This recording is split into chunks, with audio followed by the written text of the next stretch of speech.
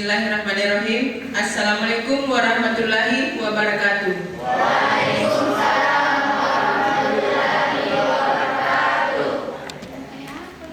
Yang terhormat Kadis P3AP2KB, yang kami hormati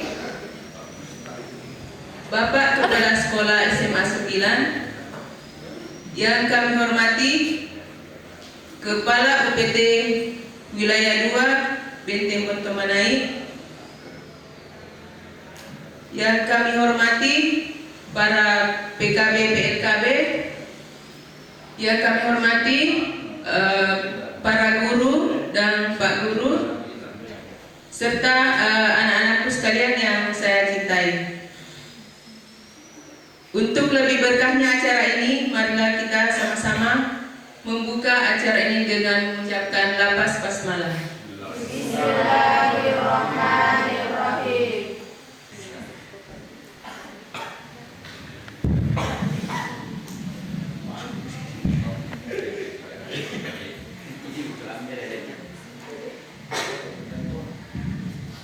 Bismillahirrahmanirrahim. Assalamualaikum warahmatullahi wabarakatuh. Waalaikumsalam warahmatullahi wabarakatuh. Alhamdulillah, alhamdulillah. Wassalatu wassalamu ala asyrofil anbiya'i wal mursalin sayyidina Muhammad wa alihi wasallam. Sahabat yang terhormat Bapak Kepala Dinas P3AP2KB Kabupaten Kepulauan Selayar bersama rombongan yang saya cintai, saya banggakan sekalian. Pertama-tama bagi kita senantiasa menjaga puji syukur kepada Allah Subhanahu wa taala atas limpahan rahmat hidayah dan taufiknya kepada kita sekalian. Alhamdulillah pada pagi hari yang biasa ini kita ditakdirkan oleh Allah Subhanahu wa taala untuk bertemu di ruang ini, ruang pertemuan UPT SMA Negeri 9 Selayar dalam rangka penyuluhan gizi remaja. Yang salah akan disampaikan nanti oleh Bapak Kepala Dinas P3AP2KB Kabupaten Kepulauan Selayar bersama rombongannya. Salam dan taslim perlu bagi pegang kepada Nabi kita Nabi Muhammad SAW. Mudah-mudahan keselamatan, kesejahteraan senantiasa tercurah kepada beliau, kepada keluarganya, sahabat-sahabatnya, dari hingga kepada kita sekalian selaku pengikutnya hingga jamaah muslimah. Bapak Ibu yang saya hormati, anak sekalian saya cintai, saya banggakan. Ya. Bapak Ibu yang saya hormati, anak sekalian saya cintai, saya banggakan. Ya. Kedatangan Pak Kadis bersama rombongannya di sekolah kita itu dalam rangka penyuluhan gizi bagi remaja. Ya, oleh karena itu saya minta kepada anak sekalian, ya, ini sebenarnya sejalan dengan program pemerintah Provinsi Sulawesi Selatan, yaitu sekolah sehat. Dan juga programnya program andalannya Pak Gubernur. Itu masih dijawab oleh Pak Andi Sudirman Sulaiman. Memang ini masuk programnya juga ini sekolah sehat di gambar-gambarkan direalisasikan, diimplementasikan di satuan pendidikan program sekolah sehat. Ya, bahkan ada edarannya kemarin, ya, kemarin baru kami terima, kantin juga sudah dilarang untuk menjual makanan instan, ya, terutama yang berbungkus plastik. Ya, tapi belum sempat saya sosialisasi ke pengelola kantin kami karena baru kemarin datang itu edarannya. Ya, itu salah satu yang tersirat di surat edaran itu melarang penting untuk menjual makanan instan. Ya. Kami sangat bersyukur atas kedatangan Pak Kadis bersama rombongan, ya, karena tentu saja akan menambah pengetahuan bagi anak-anak kita, yang pertama tentang gizi dan kesehatan. Ya. Oleh karena itu kepada anak sekalian, mohon disimak, didengarkan baik-baik apa yang akan disampaikan oleh pemateri sebentar, yaitu terkait dengan gizi. Dan tentu saja ya, yang kita harapkan bukan hanya sekedar didengar dan disimak, tetapi harus diimplementasikan dalam kehidupan kita sehari-hari. Bagaimana pola hidup sehat, ya, terutama di lingkungan keluarga. Ya. Saya kira itu sangat sejalan dengan apa yang sudah berkali-kali disampaikan, ya, baik oleh saya sendiri maupun oleh Bapak Ibu guru terkait pola hidup sehat. Ya. Salah satunya adalah kesehatan lingkungan, ya. Lingkungan sekolah, lingkungan keluarga, ya. Itu harus terus kita jaga. Terutama sekali kebersihan, ya. Kebersihan lingkungan sekolah, lingkungan keluarga. Saya kira sebentar akan dipaparkan, disampaikan yang terkait dengan ini. Sekali lagi saya mohon kepada sekalian disimak baik-baik materi yang akan disampaikan. Tentu saja sudah dipahami, sudah diketahui, ya, realisasinya dalam kehidupan kita sehari-hari. Tidak ada artinya ilmu yang kita peroleh kalau itu tidak diimplementasikan, tidak direalisasikan dalam kehidupan nyata. Bapak yang saya hormati, perlu kami sampaikan bahwa SMA Negeri 9 ini, ya, sudah berdiri kurang lebih 7 tahun, ya, berdiri dari tahun 2016, ya, 2016, ya. Jadi sudah menawarkan beberapa kali. Untuk tahun ini jumlah peserta didik kita drastis, Pak Kadis.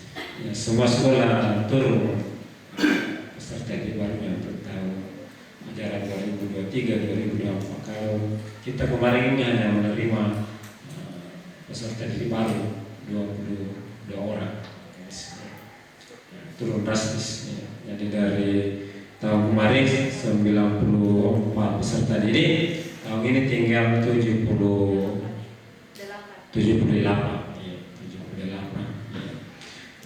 Mudah-mudahan ke depan, ya, kita bisa kembali menggait alumni-alumni dari SMP terdekat untuk kembali ke sekolah kita melanjutkan pendidikannya. Ya. Masih ada ya ke Benteng, ya, dari alumni SMP terdekat masih ada ya dari ke Benteng memilih SMK. Ya. Tidak bisa juga dihalangi karena minatnya di situ, SMK, ya, kejuruan. Nah, itulah gambaran dari sekolah kami, yaitu SMA Negeri 9. Ya, mudah-mudahan dengan adanya pembangunan sarana-prasarana, ya, tahun ini sudah diberikan lagi bantuan DAP, gedung, antara lain itu lab fisika, lab kimia, lab komputer, kelas. Ya, kelas ini sebenarnya ya belum terlalu mendesak karena ini saja belum terisi semua ruang kita. Tapi ya kita mungkin pertimbangannya pemerintah karena ini ada wacana mau dijadikan sekolah berdiri. Jadi ya, kalau jadi itu ya, insya sekolah kita akan menerima siswa dari kecamatan lain, ya. Jadi, bisa saja dari kepulauan, ya, pulau terluar dari wilayah Pulau Selayar yang bisa datang di sini karena akan diasramakan. Ya, itu mudah-mudahan jadi kenyataan karena sudah digambarkan oleh Dinas Provinsi bahwa SMA 9 itu akan dijadikan sekolah boarding. Ya. Oleh karena itu tahun ini mulai dilengkapi secara prasarannya, ya, diberi bangunan baru sebanyak 8 ruang. Ya. Saya kira sebagai pengantar dari kami, ya, kira cukup sekian. Sekali lagi mohon maaf Pak Kadis, ya, atas pelayanan kami ya mungkin banyak kekurangannya, ya mohon maaf, ya. Dan sekali lagi para sekalian, tolong disimak dan didengarkan. Saya kira itu penyampaian atau pengantar dari kami selaku orang yang dituakan di sekolah ini. Mulai kalau lebih mohon dimaafkan. Assalamualaikum warahmatullahi wabarakatuh. Waalaikumsalam warahmatullahi wabarakatuh.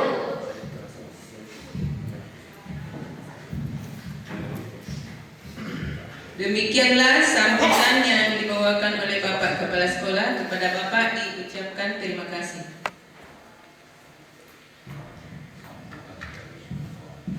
Acara selanjutnya sambutan atau arahan Kepala Dinas P3AP2KB sekaligus membawakan materi gizi bagi remaja. Kepada Bapak silakan dengan.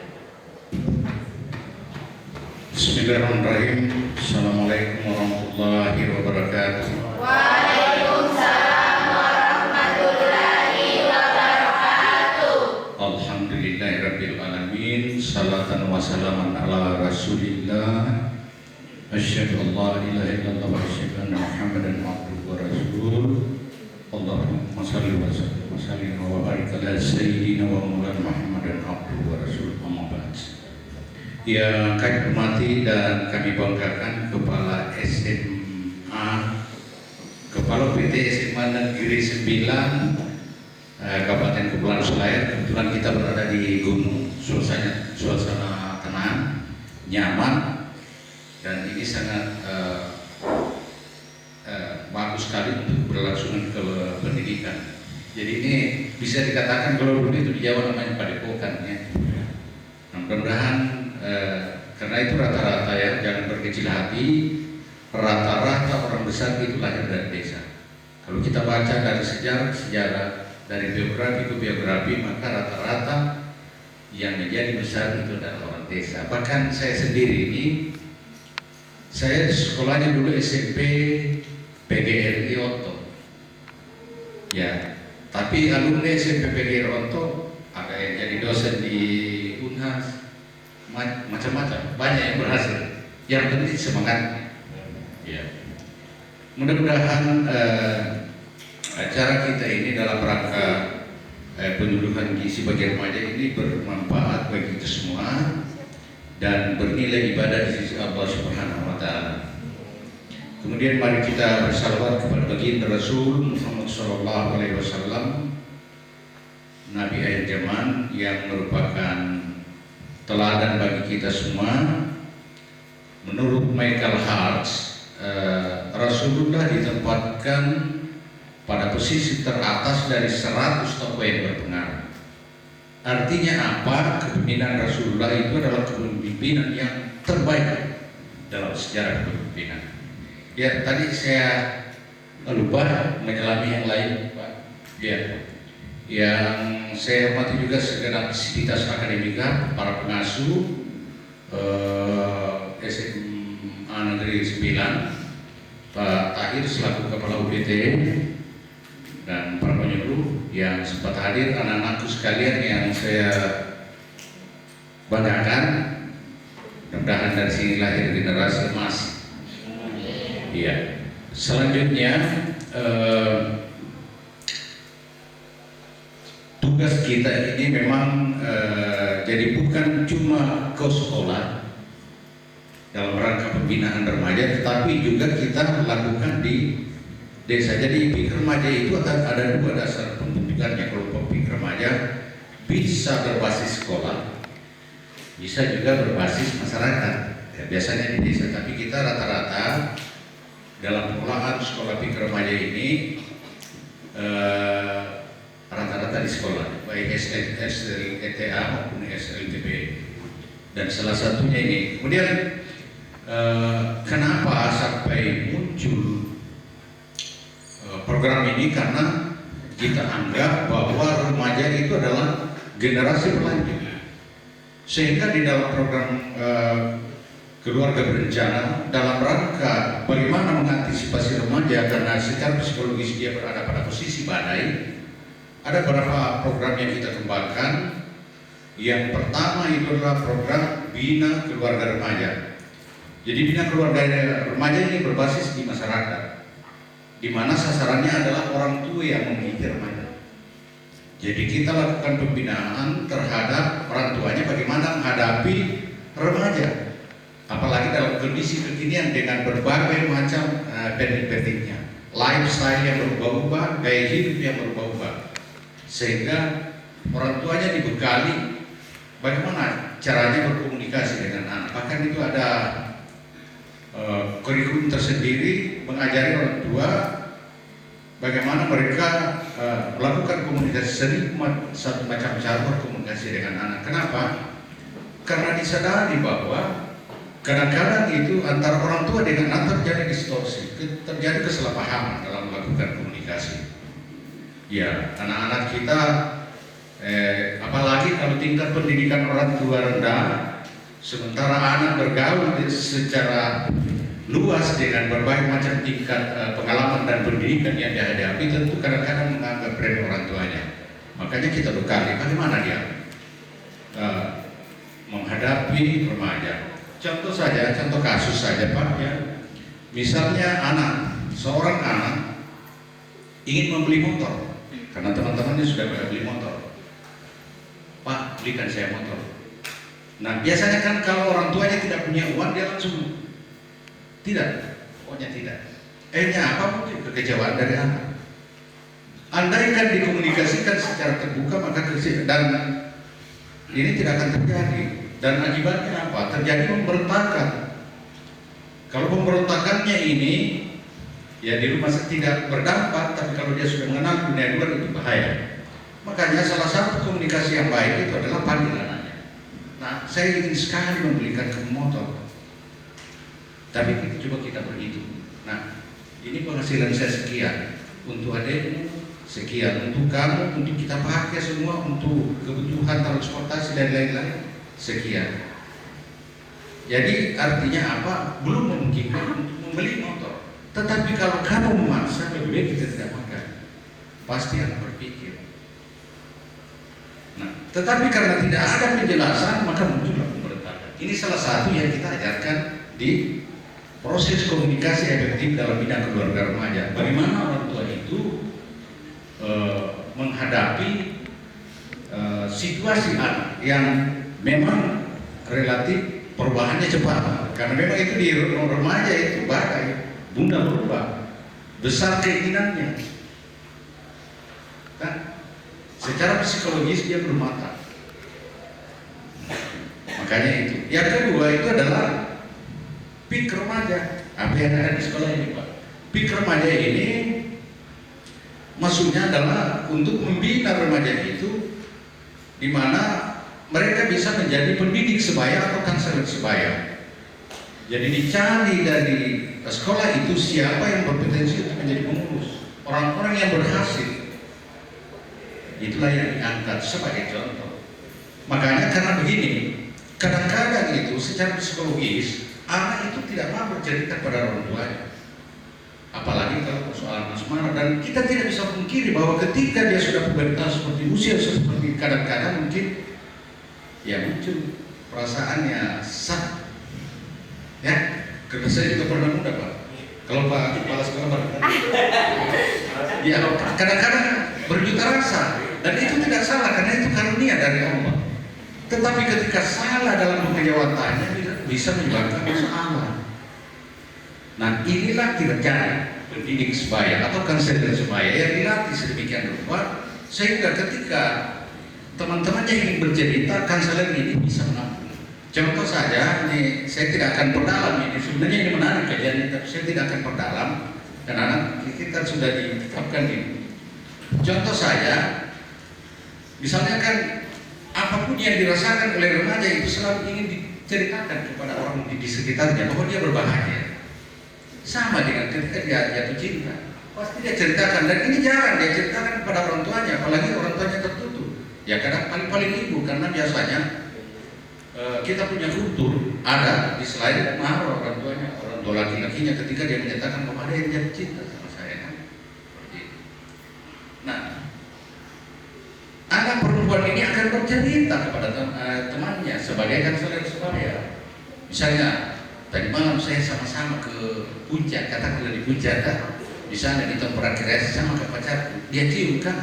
Ini contoh saja ya. Dia cium kan? Ini kan pasti remaja ingin menceritakan kebahagiaannya. Nah, konselor ini akan mengatakan, ya itu juga baik, tapi hati-hati, jangan sampai keterusan dan kamu akan salah arah. Akhirnya apa, pendidikanmu terbengkalai, orang tua akan merasa malu, dia akan menanggung beban yang besar. Ini maksudnya sekolah ini. Karena kita harapkan anak-anak kita, ya, anak-anak kita siap. Jadi dia melanjutkan pendidikan dulu, bekerja baru berkeluarga. Karena kenapa? Di saat-saat mereka tidak matang untuk melangsungkan perkawinan, maka pasti terjadi kawin cerai. Rata-rata di Kabupaten Kursulayan itu memang angka perkawinan usia muda itu sangat tinggi, perkawinan anak istilahnya, dan frekuensi perceraiannya juga tinggi. Kenapa? Karena dia belum berencana membentuk rumah tangga, belum secara mental maupun fisik dia belum siap. Baik dari sisi reproduksi, kesehatan reproduksi maupun dari sisi mentalitas. Nah, kalau Pak Kepala memang sudah siap karena dia sudah dewasa. Nah, bagaimana remaja itu? Remaja dia sudah tahu mana yang benar, mana yang salah. Tetapi yang cenderung dia lakukan adalah keinginan.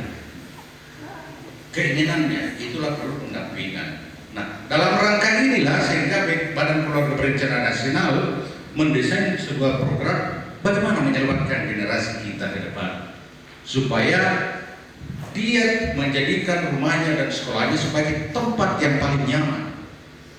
Karena di luar itu sangat berbahaya. Apalagi kalau sudah 3 hal itu, pergaulan bebas, miras, ya toh kemudian ya bahaya itu. Apalagi satu, iya, pergaulan perkawinan dini, ya, nah, salah satunya itu. Nah ini yang kita tangkal, Pak, sehingga kita masuk sekolah. Kemudian juga selaras dengan apa yang ada di sekolah. Jadi kita bahkan ada kita kembangkan lagi sekolah siaga kependudukan. Tapi kan itu biasanya kita lakukan pada sekolah-sekolah di mana sekolahnya padat, kemudian angka kelahiran di sekitarnya itu tinggi. Ya, ada sekolah siaga kependudukan. Inilah tujuannya kami masuk di sekolah-sekolah. Karena kita harapkan anak kita tidak tersesat jalan. Sayangnya hari ini saya tidak memang diamankan untuk bicara tentang gizi bagi remaja.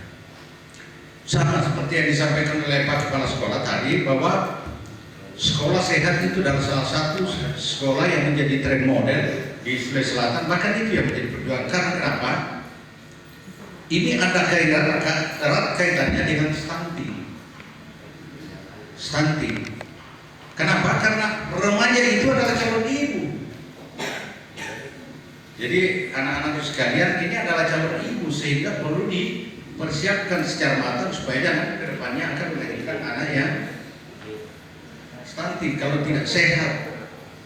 Ya, makanya itu perlu sekali anak-anak kita berikan pemahaman dari awal bagaimana itu mengenal gizi. Yang sebenarnya secara alamiah ini kita sudah belajar mulai dari tingkat SD, SMP, SMA, bahkan dia bahkan di masyarakat sudah diajarkan itu. Kalau dulu namanya apa ya? Dulu namanya 4 sehat 5 sempurna. Ini itu Pak Besar itu nanti lakukan kita. 4 sehat 5 sempurna kemudian berkembang lagi menjadi B3, bergizi berimbang beragam. Kemudian kalau PKK B2SA satu saja sebenarnya adalah bagaimana gizi itu terpenuhi. Ya, lanjut ya pertanyaan. Kita coba-coba ikuti silamusnya ini supaya kita jangan kehilangan arah karena nanti kalau wiki biasa mau bikin mari kita. Ya, iya. Gizi seimbang bergabung pada masa remaja kebutuhan gizi lebih tinggi dibanding dari tahap kehidupan lainnya. Pada masa ini akan terjadi periode peningkatan laju pertumbuhan pertumbuhan. Iya.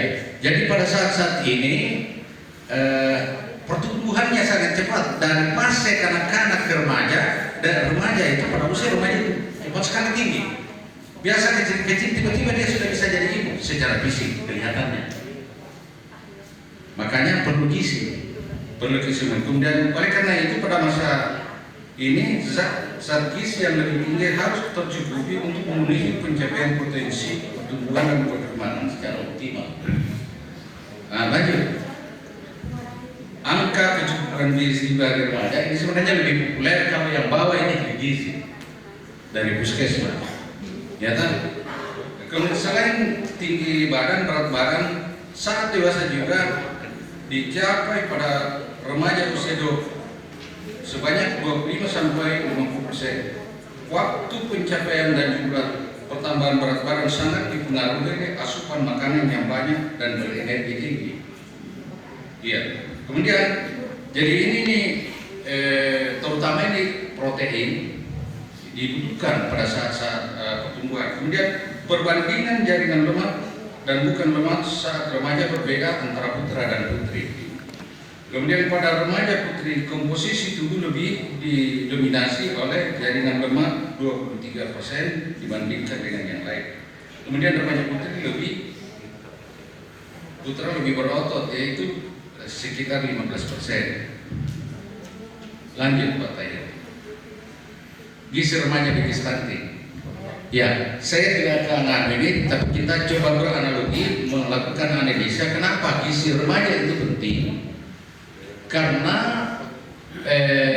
pada saat syarat remaja itu dibutuhkan gizi yang berimbang sekaligus terutama perempuan karena nantinya ini mau tidak mau dia akan menjadi ibu, dipersiapkan menjadi ibu.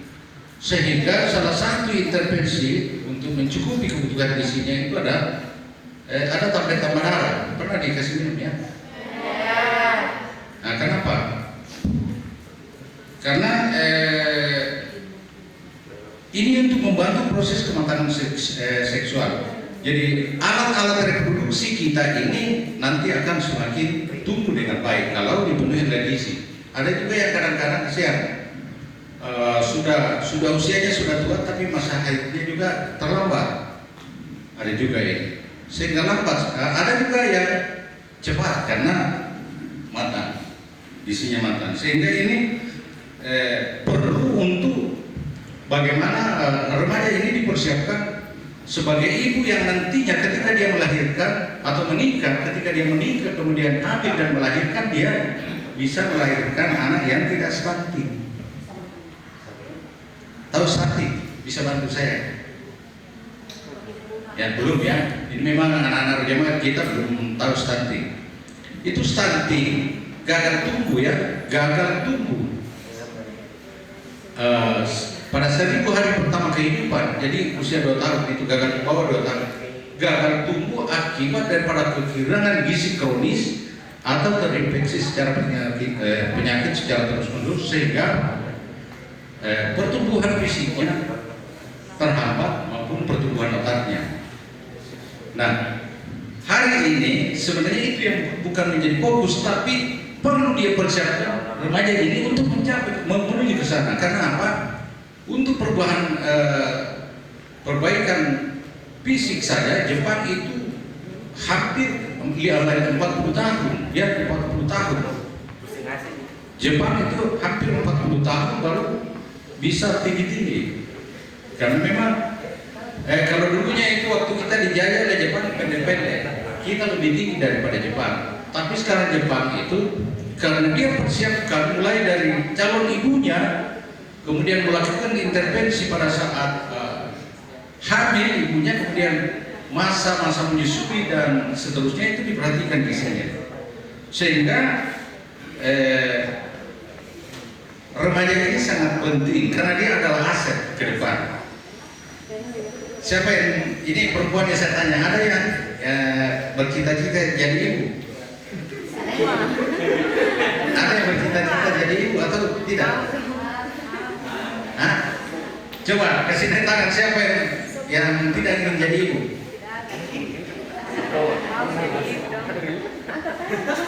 Pasti semua ingin jadi ibu. Kalau tidak, saya tidak usah bahas, saya pentingnya ini karena ini. Tapi ketika dia tidak diberi gizi kemudian menjadi ibu, berpotensi untuk melahirkan anak yang gagal tumbuh baik secara otak, kognitifnya terhambat maupun pertumbuhan fisiknya. Karena dimulai dari kehamilan yang tidak sehat. Karena kalau ibunya kurang sehat pasti berpengaruh. Nah, ya lanjut saja ini, kita tidak usah dalam ini. Nah, tidak usah lanjut saja. Sumber gizi yang baik bagi remaja itu ya langsung di situ ya Pak Tanya.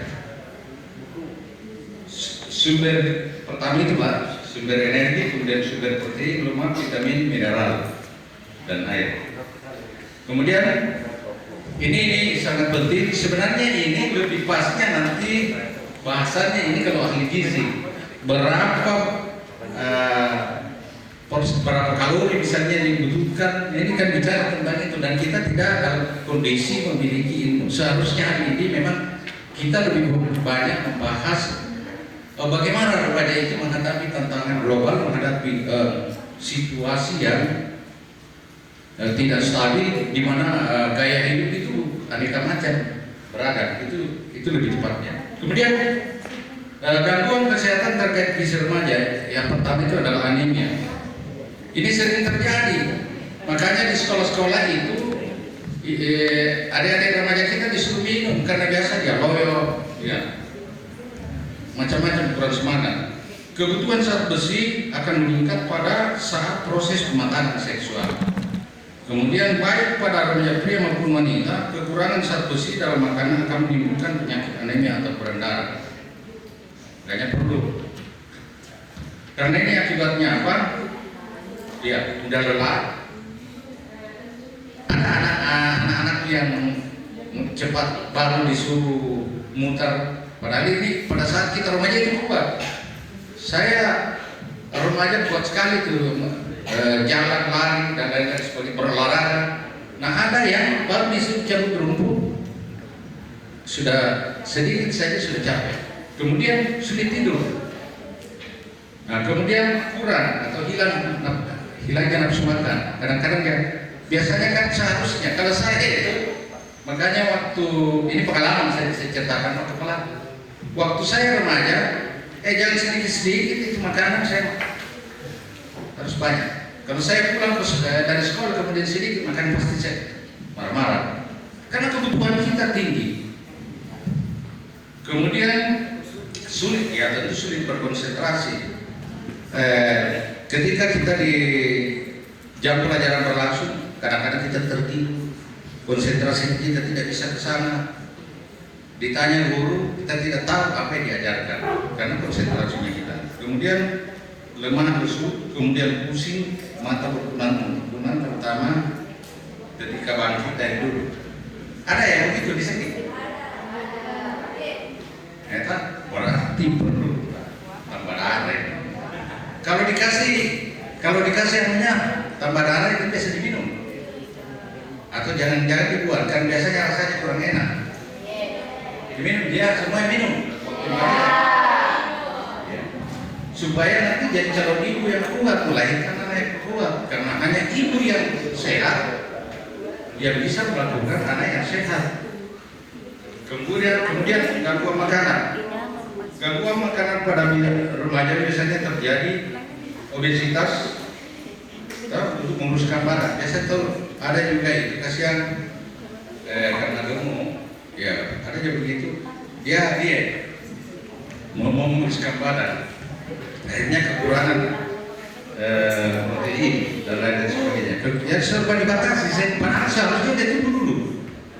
Makanya pada saat remaja itu supaya tidak terjadi penumpukan perlu pembakaran, olahraga. Jadi kadang-kadang nanti setelah saya dewasa, setelah berkeluarga baru saya sadar kenapa dulu. Kalau disuruh oleh Pak Guru saya malas. Padahal sebenarnya kita disuruh untuk bergerak supaya energi yang ada pada diri kita terbakar. Bahkan ini salah satu tips untuk bisa kalau di militer itu untuk bisa menurunkan badan disuruh lari siang. Tapi yang makannya tidak berubah. Lari siang karena supaya terjadi pembakaran lemak. Kemudian ciri-ciri seseorang dengan makan ini adalah sangat ciri-ciri seseorang dengan makan ini adalah artinya tidak dapat mengontrol asupan makanannya. Jadi dia tidak dapat mengontrol asupan makanannya. Kemudian juga nanti karena dia tidak bisa mengontrol, kadang-kadang terjadi penumpukan berlebihan. Ada juga kan begini, ini biasa itu habis makan enak kan pada masa remaja itu enak tidur, tidak ada aktivitas. Apalagi kalau protein tinggi, protein hewani yang dia konsumsi, atau sekaligus dia bisa berubah menjadi kurus karena malas makan. Membatasi diri, apalagi kalau ini terkait dengan lifestyle, gaya hidup. Kan sekarang itu di YouTube kan ini juga sudah menjadi fenomena bagi kita. Ada gaya, biasanya kadang-kadang ada model perempuan ideal diperlihatkan. Nah, salah satu kecenderungan remaja itu adalah meniru gaya hidup. Nah, untuk bisa seperti itu, ideal seperti itu berat badannya, posturnya, maka dia kadang-kadang memaksakan diri untuk melakukan diet tanpa melalui konsultasi. Jadi ini makanya saya sebenarnya tidak berani untuk membawakan masalah gizi karena terkait dengan gizi ini perlu dengan hitung-hitungan, butuh keahlian. Di puskesmas saya itu memang ada yang ahli gizi. Jadi tidak semua ini. Kemudian ya ini seperti yang saya sebutkan tadi, obesitas. Tahu obesitas itu? Ya, kegemukan ya. Gemuk. Anak saya kegemukan juga dulu, anak bungsu saya. Itu karena apa? Pola makan yang tidak teratur. Iya dilarang, tapi lama-lama saya juga berpikir daripada kau sakit makan saja, nanti kau olahraga. Kemudian kurang energi kronis pada umumnya terjadi karena makanan terlalu sedikit dan tidak sesuai kebutuhan tubuh. Nah, jadi kebutuhan gizi harian itu memang susah juga. Artinya ini hanya tataran ideal karena kenapa? Masa tiap apalagi kan kita belum terlalu populer, terutama di Kabupaten Selayar ini. Kalau mungkin di perkotaan, anaknya saja dia bawa untuk melakukan konsultasi gizi dalam rangka pemenuhan kebutuhannya. Kalau kita ini masih secara alami, tinggal kita saja yang memperkirakan sesuai dengan apa yang menjadi kebutuhan kita. Yang penting sudah ada dasar. Harapan kita nanti ada masuk ke sekolah ini, karena ini sekolah sehat, ada yang menyuruh tentang bagaimana itu kebutuhan gizi seorang remaja. Jadi hari ini kita hanya bicara secara umum. Nanti ada kebutuhan gizi secara remaja sehingga kebutuhannya bisa terpenuhi. Kemudian gizi seimbang menurut Kemenkes merupakan susunan pangan sehari-hari yang mengandung zat gizi dalam jenis dan jumlah yang sesuai dengan kebutuhan tubuh dengan memperhatikan prinsip keanekaragaman pangan. Ya, aktivitas fisik, perilaku hidup bersih dan memantau berat badan secara teratur dalam rangka mempertahankan berat badan normal untuk mencegah masalah gizi dan mempertahankan sistem imun dalam tubuh. Ada beberapa hal yang perlu diketahui untuk mengetahui tentang gizi. Nah, ya sekali lagi ini memang bahasanya, kajiannya ya sudah harus ahli gizi.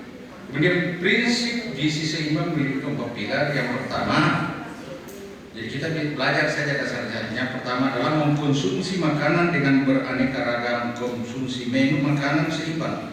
Tidak hanya satu jenis, karena semakin beragam jenisnya makanan yang kita konsumsi semakin memenuhi kebutuhan asupan gizi kita. Ya, jadi kalau beragam, ya bagus, sama saja. Buah saja, kalau misalnya hari ini kita makan pisang 2-3 hari kemudian ya makan nangka dan lain sebagainya, itu beragam. Karena itu memang ternyata kita butuh beragam, termasuk juga makanan pokok, karbohidrat. Itu juga bahkan sekarang itu kita kenal dengan pangan lokal. Sebenarnya pola makan kita itu dulu sehat, tetapi pada saat kita dijajah oleh Belanda, dia dorong kita untuk makan beras. Padahal makanan kita dulu itu sehat. Dulu kan di Selayar ini macam-macam, rekopa, rebuhi. Ya, itu sebenarnya pola makan sehat. Karena tingkat kalorinya tidak terlalu tinggi. Berlebihan mengkonsumsi seperti itu biasa menyebabkan diabetes. Apalagi kalau kurang gerak. Ya, kalau berlebihan. Terutama pada saat habis makan tidur, dan banyak yang sekarang ini memang pada usia tua ya terkena penyakit diabetes, gula ya, gula. Nah ini sangat susah ketika kita sudah terinfeksi, sudah terpapar penyakit diabetes, susah sekali disembuhkannya.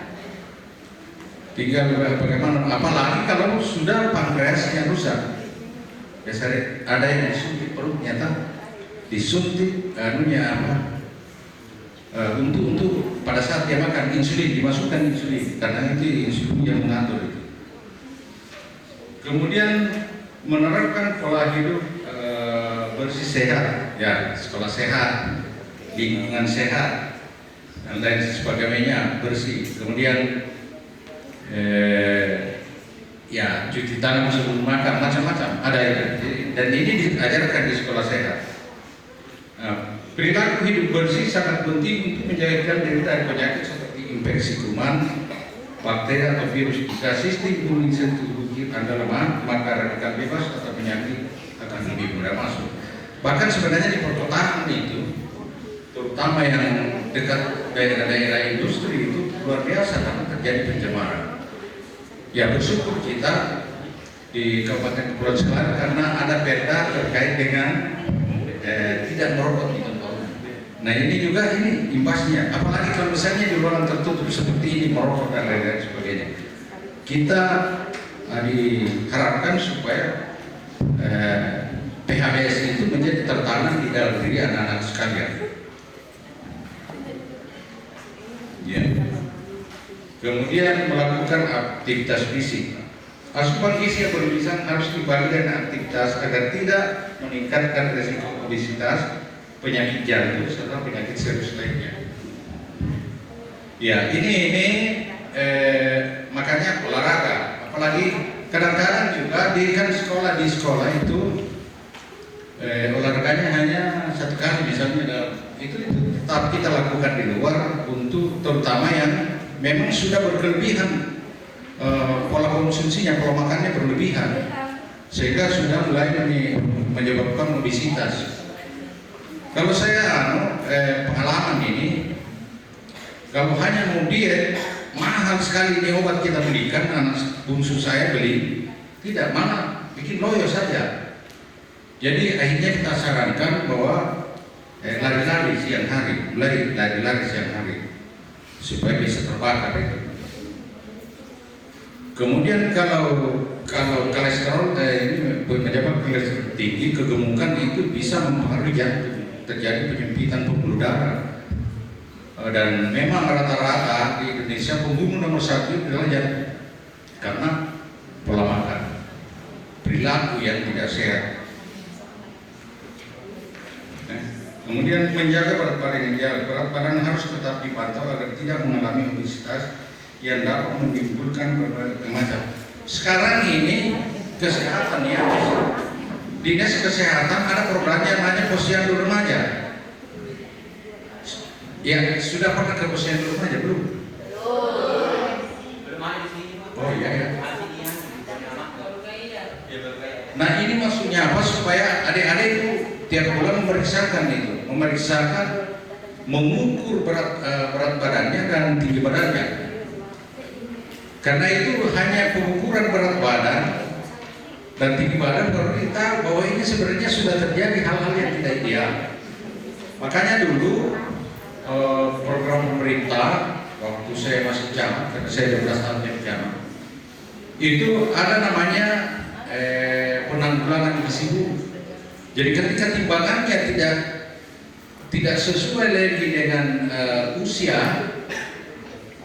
dan berat badannya tidak sesuai dengan usia, sudah mulai dilakukan tindakan. Kalau perlu dirujuk untuk diperiksa. Sekarang di pemerintah syukur kita karena seluruh fasilitas yang dibutuhkan oleh masyarakat itu sudah ada. Cuma kadang-kadang kita tidak mau menggunakannya. Apalagi sekarang kan pemerintah daerah sudah menjamin kita untuk pelayanan dasar itu tidak bayar. Jadi tinggal bawa KTP. Tapi jarang. Kalau saya tanya biasa biar sakit, lebih suka masyarakat kita itu lebih suka beli obat di toko-toko daripada pergi memeriksakan. Padahal ini tidak bayar. Pertanyaan saya, apakah sosialisasinya yang tidak nyambung? Atau memang masyarakatnya yang tidak mau memanfaatkan fasilitas itu?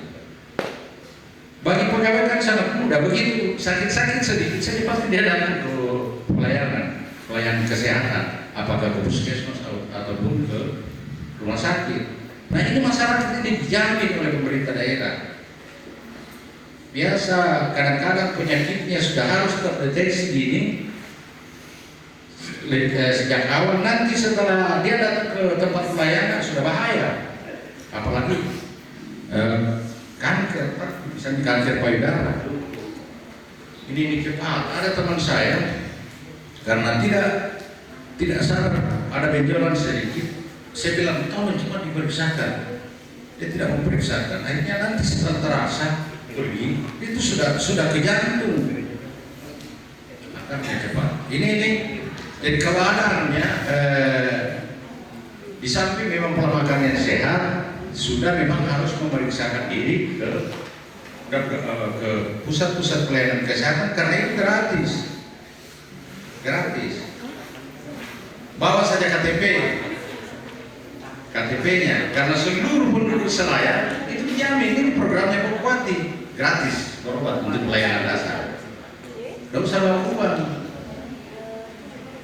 Ya, saya khawatir jangan sampai ini tidak tersosialisasi dengan baik. Banyak kasihan sudah setengah mati sakit, tidak datang ke tempat pelayanan. Kemudian menjaga berat badan idealnya. Kemudian isi piring. Nah, ada gambar tidak ada Pak? Saya isi piringku. Nah, ini pemerintah Indonesia sendiri memiliki program gizi yang bernama Isi Piringku. Program ini menggantikan konsep makanan membuat sehat 5 sempurna yang selama ini diketahui di kalangan masyarakat. Isi Piringku memiliki tujuan untuk meningkatkan pemahaman masyarakat terkait gizi seimbang. Berikut penjelasannya. Ya, biasanya ada gambar. Ya, jadi 1/6 piring makanan berupa buah berbagai jenis. Kira-kira nih 1/6 ya toh. Kemudian 1/6 piring berupa lauk pauk protein baik hewani maupun nabati. Nah, kemudian 1/3 piring berupa makanan pokok yang terdiri dari karbohidrat kompleks, biji-bijian, biji beras, ya termasuk memang osu, liopa. Saya itu waktu kecil makanan seperti itu, tempe, makanya apa hubungannya ya makanan-makanan lokal ya justru lebih sehat. Nah, artinya membatasi karbohidrat simpel atau seperti gula turunan dan produk turunan dan tepung. Bahkan juga memang ini termasuk itu makanan siap saji. Ya, ini kayak Indomie. Indomie itu kalorinya sudah dihitung. Jadi kalau kita makan nasi, makan Indomie, makan telur, makan apa, pasti obesitas. Itu ya biasanya yang obesitas itu suka makan mie instan. Ini pengalaman. Karena kalau sedikit-sedikit mie akhirnya berlebihan. Kemudian yang kedua, 1/3 piring makanan berupa berbagai jenis sayur-sayuran. Mengatur ini. Kemudian remaja membutuhkan gizi makro seperti karbohidrat, lemak, dan protein maupun gizi mikro seperti vitamin dan mineral dan air. Nah, isi piring dalam memenuhi kebutuhan energi untuk melakukan aktivitas fisik sehari-hari, remaja perempuan nantinya akan menjadi calon ibu di masa depan sehingga diupayakan dapat melahirkan generasi emas. Jadi intinya ini tutup saja ini karena sudah memang mau habis. Intinya adalah bagaimana remaja itu memiliki pola hidup sehat melalui pemenuhan gizi yang berimbang, dan ini nantinya memang sudah harus dikonsultasikan dengan ahli gizi. Artinya ada penjelasan apa yang dibutuhkan. Karena kalau kita ini sama saja kalau Pak Guru baca mungkin sama saja dengan yang lain yang membacakan ini. Karena ini sifatnya technical skill. Jadi hanya orang-orang yang memahami masalah gizi ini yang bisa memberikan pemahaman secara detail terkait dengan masing-masing. Jadi sifatkan kandungannya saja, misalnya kalau nangkap bagaimana kandungan vitamin C misalnya. Atau kalau misalnya rapai bahannya kan, atau kelari misalnya, dia tahu kandungannya. Nah, kalau kita ini hanya menyarankan anak-anak untuk bagaimana caranya supaya belajar tentang ini dan melakukan konsultasi ke puskesmas terutama ahli gizinya untuk pemenuhan kebutuhan gizi anak-anak sekalian. Kenapa? Karena nanti ketika gizinya tidak baik, gizi remaja itu tidak berimbang, kemudian nanti akan menjadi ibu, takutnya kita ini akan melahirkan generasi yang tidak sehat. Nah, jadi kalau misalnya ibunya tidak sehat, sakit-sakitan, anaknya pasti lahir tidak sehat, pemenuhan gizinya juga tidak bagus. Ini anak mulai dari 0 sampai 2 tahun tidak memenuhi syarat, maka dia berpotensi untuk stunting. Padahal itu pemenuhan gizi 0 sampai 2 tahun itulah sangat penting, karena di situ 80% otak sudah dibentuk, di situ terbentuk. Nah, ini yang kita tidak sadari. Ya, tapi terbukti secara alami di Selayar banyak memang yang secara fisik pendek, tapi justru tingkat IQ-nya bagus. Banyak yang pendek, tapi Pak Andre Amil itu ya, Pak Andre pendek, tapi justru IQ-nya hebat. Berarti asupan gizinya cukup. Cuma mungkin untuk pertumbuhannya itu yang merambat. Ya, banyak. Napoleon Bonaparte.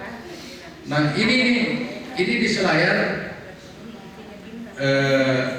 banyak yang pendek, tapi ternyata bagus dia punya. Nah, harapan kita ke depan, di samping dia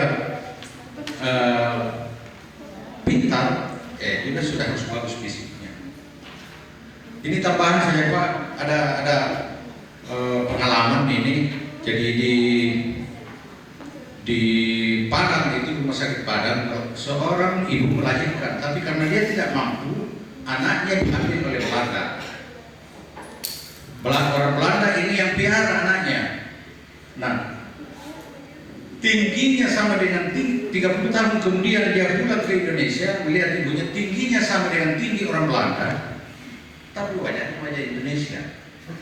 Artinya apa? Dengan gizi yang berimbang, dengan gizi yang baik itu bisa memperbaiki kualitas keturunan. Makanya ini sejak awal ini sudah diajarkan pola makan yang sehat, terutama supaya anak-anak kita jangan stunted atau pendek. Karena nanti akan sangat berguna di segala macam kebutuhan. Mau jadi pramugari bisa, mau jadi TNI bisa, karena itu ada yang terukur, ada yang terukur ya. Ya, saya rasa ini yang dapat saya sampaikan, walaupun singkat, tetapi intinya sebenarnya intisarinya periksa ke ahli gizi supaya terutama yang obesitas itu atau yang sering loyo-loyo apa, memang ada dirujuk, ini harus ada rujukan, diperiksa di pelayanan kesehatan, terutama yang selalu kalau duduk berdiri langsung bergunang-gunang atau kurang berdiri dan lain-lain sebagainya. Ini nanti supaya diperiksakan. Ya, ini harapan kita. Nah, nantinya saya juga berharap bahwa ada dialog, ada masukan, dan ini tidak dibatasi hanya persoalan gizi, tetapi kita ingin bagaimana remaja itu ke depan, apa tantangannya, apa hambatannya, bagaimana melewati masa-masa remaja ini dengan baik di tengah-tengah badai, di tengah-tengah pergaulan yang makin tidak terkendali ya di era global ini, di mana kita sadari bahwa ada pendidik lain yang berpengaruh kepada kita, yaitu adalah ini dengan adanya media sosial. Alat elektronik ini justru banyak membentuk kepribadian anak kita. Ini saya ingin ada diskusi semacam ini, dan ini disampaikan oleh anak-anakku sekalian ke kami, termasuk juga nantian masalah gizi. Ya, kalau misalnya hitung-hitungan gizi, kalau ini apa saya tidak paham, karena saya bukan ahli gizi. Saya rasa ini yang dapat saya sampaikan.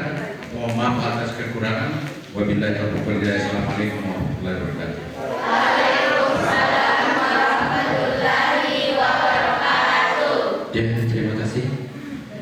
Selanjutnya barangkali ada yang kita tanya jawab. Kami persilakan kepada adik-adik untuk bertanya. Ya, silakan.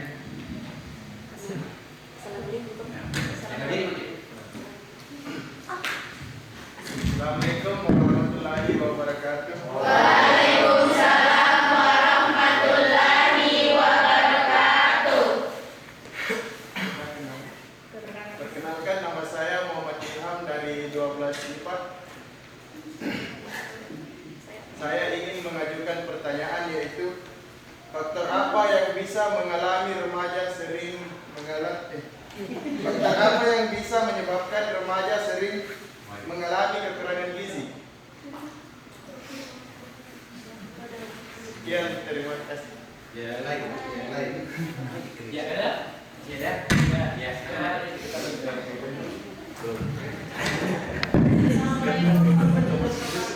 Waalaikumsalam warahmatullahi wabarakatuh. Nama saya Andi Kristina dari 12 IPA. Saya ingin memberikan pertanyaan. Pertanyaannya, apakah orang yang fisiknya kurus sudah pasti gizinya kurang? Terima kasih. Ya, di belakang adik. Satu lagi ya. Assalamualaikum warahmatullahi wabarakatuh. Waalaikumsalam warahmatullahi wabarakatuh. Perkenalkan, nama saya Muhammad Khairul Zikri dari kelas 12 IPA. Saya ingin mengajukan pertanyaan yang faktor-faktor apa saja yang mempengaruhi status gizi pada remaja. Sekian, terima kasih.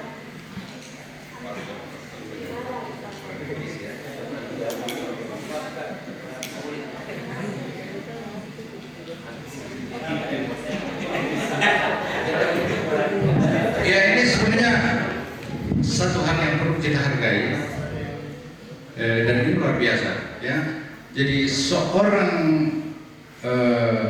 yang bisa saja mengeluarkan pendapat di depan halayak atau kata di sebuah pertemuan itu sudah luar biasa, karena dia memiliki keberanian dan kepercayaan diri yang bagus, tinggal dibina. Makanya saya selalu menghargai, apalagi kalau dia generasi muda. Nah, ini faktor penyebab kekurangan gizinya sebenarnya banyak hal faktor penyebab kekurangan gizi. Yang pertama mungkin pola hidup atau terinfeksi penyakit. Kalau misalnya di sekitar rumahnya karena lingkungannya tidak bersih, tidak sehat itu, maka dia bisa menyebabkan sakit, sehingga gizi yang dia konsumsi itu karena penyakit tidak mencukupi.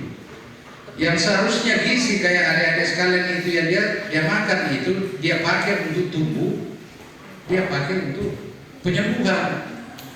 Makanya pada saat orang sakit, oh ya biar makan dan selalu mau makan banyak, begitu dia selalu ingin makan banyak. Ya, itu salah satunya. Yang kedua memang pemenuhan unsur-unsur yang dibutuhkan tubuh seperti protein, lemak, vitamin, mineral dan air secara berimbang. Nah, ini sangat dibutuhkan sehingga nanti juga tubuhnya seimbang. Karena jika ada yang berlebihan, terutama kalau misalnya protein hewani, kalau juga terlalu terjadi penumpukan lemak, kalau lemaknya juga bisa terjadi obesitas, atau misalnya kekurangan zat-zat yang dibutuhkan tubuh, itu juga bisa berbahaya. Bisa juga menyebabkan kurus, sehingga kebutuhan gizi ini sebaiknya memang dikonsultasikan ya sekali lagi kepada ahli gizi. Ya, saya memang harusnya hari ini kita memang didampingi oleh ahli gizi supaya tuntas. Karena menyusun menu itu memang sudah harus ahli gizi. Ya, berapa misalnya, itu tadi sudah ada gambaran terkait dengan isi piringku itu. Ya Pak, ada isi piringku seperenam ya. Nah, ada isi piringku itu. Ya. Kemudian faktor yang lain, ya ini juga faktor yang lain, banyak orang kekurangan gizi karena memang ketidakmampuan. Sehingga biar kita mau mengkonsumsi makanan yang sehat tapi tidak ada uang. Sehingga ada program pemerintah ya. Ini ada program pemerintah bagi keluarga yang tidak mampu, ada namanya bantuan pangan tunai. Ya kadang-kadang juga ini bantuan pangan tunai salah dulu.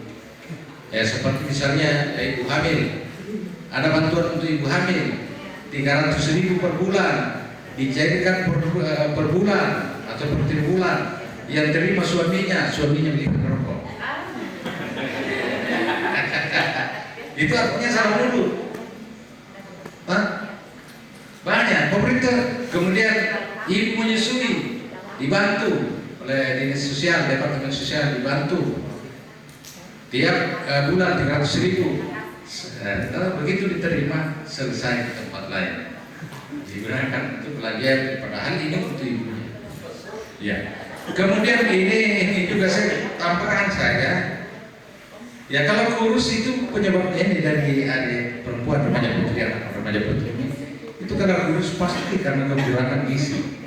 Karena makanya itu sebenarnya di posyandu ada namanya posyandu remaja itu ditimbang berat badannya ditimbang dan diukur supaya kita tahu pertumbuhan berat badannya, supaya kita tahu bagaimana seharusnya berat badan ideal itu yang terjadi.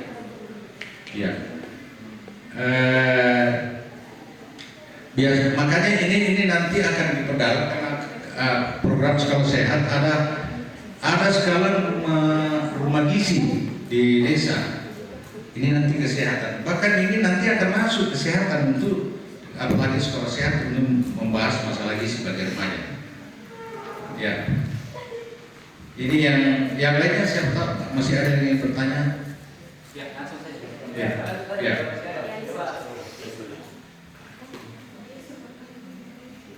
Masih ada yang bertanya dari? Ya, aku tanyalah, misalnya masalah remaja, bagaimana itu? Ini kan begini, kayak masalah narkoba, masalah penyakit HIV/AIDS. Nah, apa dampaknya? Narkoba itu, apa dampaknya miras? Misalnya, ini bisa ditanyakan supaya nanti memang pas dengan kondisi bina keluargaan remaja ini, karena itu sebenarnya yang kita perdalam di sini masalah bagaimana anak-anak kita secara psikologis bisa menghadapi situasi yang sulit. Ini anu saja ya, saya tambah sedikit Pak, karena panjang di waktu kan. Itu biasanya anak-anak kita ya, ketika terjadi kesalahpahaman dalam keluarga, itu biasanya terutama anak remaja cenderung memberontak. Makanya salah satu kontrol yang kita lakukan pada saat maghrib, ketika ada salah satu dari anak kita tidak di rumah pada saat-saat atau ada remaja tidak ada di rumah, berarti pasti ada masalah. Artinya apa? Kenapa sampai dia lebih senang di luar daripada di rumahnya sendiri? Ini kan biasa terjadi begini. Anak-anak berarti di rumah itu tidak bisa menciptakan ketenangan. Nah, begitu anak keluar, untung-untung kalau dia keluar dan bergaul dengan orang yang benar, atau misalnya pergi ke pengajian, pergi olahraga, ini kan sifatnya positif. Tapi kalau dia berkenalan dengan orang-orang yang tidak benar, seperti misalnya orang yang merokok, orang yang mulai minum minuman keras, atau misalnya pecandu, ini sudah bahaya. Makanya inilah yang dijaga stabilitas ini, sehingga kita berharap bahwa Epic remaja ini bisa menjadi benteng. Saya cerita begini, ada kasus seorang anak, dia punya orang tua pengusaha, dua-duanya. Ini cerita saja, ini mudah-mudahan bisa mengingatkan kita. Orang tuanya itu dua-duanya pengusaha dan dia diasuh oleh pembantunya. Setiap hari yang ditanyakan oleh orang tuanya adalah, ada jiwanya, cukup di kebutuhan. Padahal secara psikologis ini anak butuh perhatian. Begitu dia sekolah di SD, dia sudah didekati oleh pengedar. Pintar, gula-gula kasih gula-gula. Akhirnya dia kecanduan. Untuk beli tidak ada masalah, karena apapun yang diminta mesti dikasih oleh orang tuanya. Tapi begitu besar, sudah menjadi pecandu berat, sudah mulai membahayakan. Posisi orang tuanya juga sudah mulai membahayakan, karena sudah dilansir di berbagai media massa bahwa anaknya ini pecandu narkoba. Akibatnya usahanya orang tuanya hancur dua-duanya. Orang tuanya mati merana, dia menjadi pecandu berat, hancur seluruh masa depan. Akhirnya dia direhabilitasi di salah satu tempat rehabilitasi pecandu narkoba di Bogor, dan dia juga salah seorang penyumbang. Begitu beratnya. Karena kenapa? Ketika orang sudah menjadi pecandu narkoba, itu akan berdampak kepada pergaulan bebas, akan berdampak kepada seks bebas, ya. Akhirnya terjadi perkawinan dini yang akibatnya akan merusak masa depan anak-anak kita. Mudah-mudahan ini materi-materi ini dipertajam Pak Tahir di sekolah ini, itu jauh lebih efektif, jauh lebih, karena ini seiring dengan kondisi remaja kita. Adapun nanti kalau tugas terkait dengan masalah gizi remaja ini, lebih yang kompeten ini adalah puskesmas, ya, kesehatan. Ini lebih masalah gizi. Tapi kalau kita itu bentuk perilakunya seperti apa? Ini sebenarnya tujuan membutuhkannya Pak Kepala, supaya anak kita bisa melewati 3 hal ini.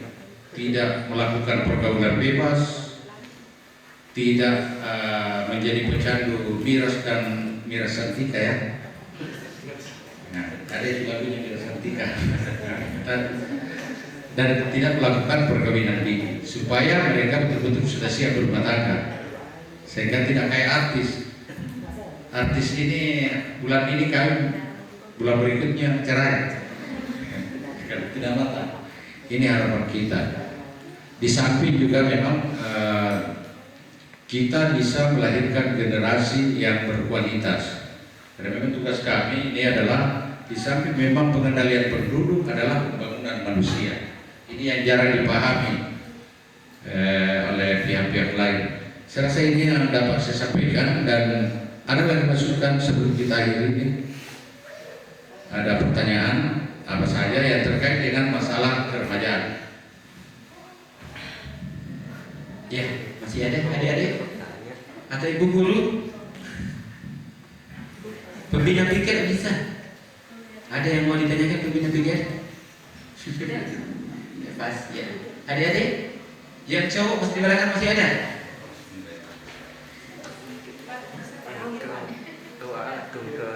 Badan di pokok ada bunting. Ya. Ya, oke adik-adik semua, Bapak Ibu yang kami hormati, mungkin itu yang penyampaian materi dari Pak Kadis. Marilah kita tutup pertemuan pada pagi ini dengan membaca hamdalah. Alhamdulillahirabbil alamin. Wassalamualaikum warahmatullahi wabarakatuh.